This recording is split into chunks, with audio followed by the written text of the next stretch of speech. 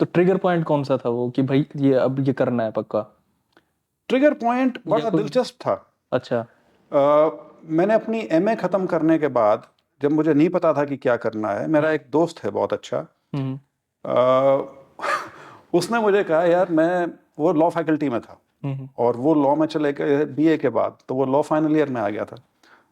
तो उसने लॉ का फैकल्टी कह रहा हूँ, कैंपस लॉ सेंटर में प्रेसिडेंट का इलेक्शन लड़ना था। अच्छा। तो मेरे को कहता है यार, तू एंट्रेंस ले ले, अगर तेरा कैंपस लॉ सेंटर में हो गया तो मेरी एक वोट एक्स्ट्रा हो जाएगी। तो हम दो दोस्त थे। मेरा दूसरा दोस्त, उसने एमबीए ख़त्म की थी तभी। हम दोनों कॉलेज से थे, स्कूल से भी इकट्ठे थे। तो हम दोनों ने लॉ का एंट्रेंस ले लिया। अब पता नहीं उस टाइम एग्ज़ाम आसान होते थे या क्या है, और हम दोनों का लॉ में हो गया है। कैंपस लॉ सेंटर, जबकि बड़ा सॉट आफ्टर है वो, दोनों का हमारा सिलेक्शन हो गया। बल्कि रैंक भी अच्छी खासी, मेरे ख्याल से 12-14 रैंक थी एंट्रेंस में। तो और एक सेमेस्टर में ना लॉ का भी किया। अच्छा, वो किया आपने? हाँ, वो किया। दोस्त के इलेक्शन आए, बुरी और, तरह और, हारे या और जीते? मेरा ये रिकॉर्ड है कि कॉलेज में और जेएनयू में मैंने जिस भी कैंडिडेट के लिए वोट दिए वो हमेशा आ रहा है। तो यहाँ भी वो कहानी बदली नहीं। तो मेरा मित्र तो हार गया। लेकिन वो इलेक्शन खत्म हुआ, एक सेमेस्टर मेरा खत्म हुआ, और वहां मेरे को थोड़ी दिक्कत ये थी कि मैं फर्स्ट ईयर में था लॉ के, और थर्ड ईयर में जितने लोग थे वो थे जो कॉलेज में मेरे साथ होते थे। ओके। तो मेरे को बड़ा अटपटा लगा। मैंने कहा, अभी मैं यहाँ आया हूँ, अब मैं यहाँ 3 साल और लॉ करूँ, तो ये तो बात बनी नहीं कुछ। And at that time it just so happened that this friend of mine, because of whom I was there in the law center, he only said कि Brajendra, why don't we take civil services exam? ओ। तो उसकी family में बहुत bureaucrats थे, okay. And he had a place also, घर था उसके पास जो खाली था।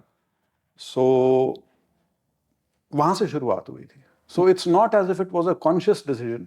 उसने जिक्र कर दिया और हम दोनों बैठ गए। और नॉर्मली आप जब सिविल सर्विसेज का एग्जाम लेना शुरू करते हो, 1 साल पहले तैयारी शुरू करते हो। हमने जब तैयारी शुरू करी, सारे प्रीलिम एग्जाम में बचे ही 3 महीने थे। अच्छा, 3 महीने? हमने मार्च के महीने में, मेरे को ध्यान भी इसलिए है क्योंकि हमने तैयारी शुरू की थी और 2-4 दिन बाद ही होली थी। अच्छा। तो तो तो ऐसा नहीं है कि कोई कॉन्शियस डिसीजन था, लेकिन हाँ, ट्रिगर ये था that he asked me and I said why not, कोशिश कर लेते हैं, लेट्स एक्सप्लोर। वो ठीक है कि वो बहुत लंबा समय लगा मेरे को, 3 अटेम्प्ट में जाके थर्ड अटेम्प्ट में मेरा सिलेक्शन हुआ है।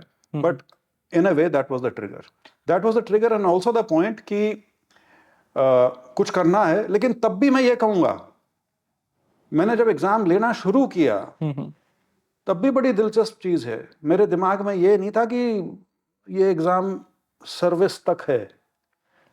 मेरे को ये था कि जो भी स्टेज क्लियर होगी, एक क्रेडिबिलिटी बनेगी। अच्छा, खुद की? कि कुछ तो एग्जाम क्लियर हुआ। ओके। हालांकि अपने आप में मैं ठीक ठाक मार्क्स के साथ मैं सेंट स्टीफेंस में गया पहले, उसके बाद जेएनयू का एंट्रेंस क्लियर किया, वहाँ भी मेरा रैंक अच्छा खासा था। मेरे ख्याल से वहाँ भी 7वां रैंक या कुछ था जो एंट्रेंस था। लेकिन फिर भी समाज अटपटा है। मैं अभी भी, मेरे को अभी भी याद है, एक दिन एक व्यक्ति मेरे परिवार से ही मेरे पिताजी के साथ बैठा था और मेरे बारे में पूछा। वैनी है मेरा घर का नाम। ये वैनी है या बैनी है? तो ये ब्रजेंद्र का अब वी हो गया। V for victory. ये मेरे पिताजी ये बताते हैं कि वो क्रिकेट के हमेशा से बहुत बड़े फैन रहे हैं। हाँ। खुद खिलाड़ी भी रहे हैं, यूनिवर्सिटी तक खेले हैं वो। और वैसे तो सारे स्पोर्ट्स में रुचि है, लेकिन क्रिकेट में खास रुचि उनकी हमेशा रही है। और वो कहते हैं जब तू पैदा हुआ था उस टाइम इंडिया का जो स्पिन क्वार्टेट था वो बड़ा फेमस था, जिसमें बिशन बेदी, चंद्रशेखर, प्रसन्ना और वेंकट राघवन होते थे। अच्छा, ये सारे लोग। तो इंग्लैंड का टूर था और वहाँ वेंकट राघवन जी का नाम क्योंकि लंबा चौड़ा था, तो उनको वहाँ के पत्रकार या जैसे भी है, उन्होंने उसको छोटा करके वैनी बना दिया था। तो वैनी किया होगा या वेंकी किया होगा, जैसे भी है। सो मेरे पिताजी ने वो मेरा निकनेम जो है वो वहाँ से उठा रखा है। तो वो उस प्रकार से मैं वैनी हो गया। तो उस पे हाँ, तो मैं जो बता रहा था, वो कहता जी और वैनी क्या कर रहा है अब? बोले कुछ नहीं भाई, एमए कर रहा है जेएनयू से।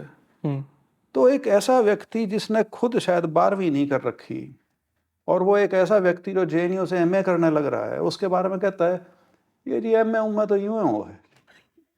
तो हरियाणवी डायलेक्ट। तो ये कुछ ऐसा था कि मैं शायद पर्दे के पीछे कहीं खड़ा सुन रहा था ये बात, तो मेरे को चुभी भी बहुत थी।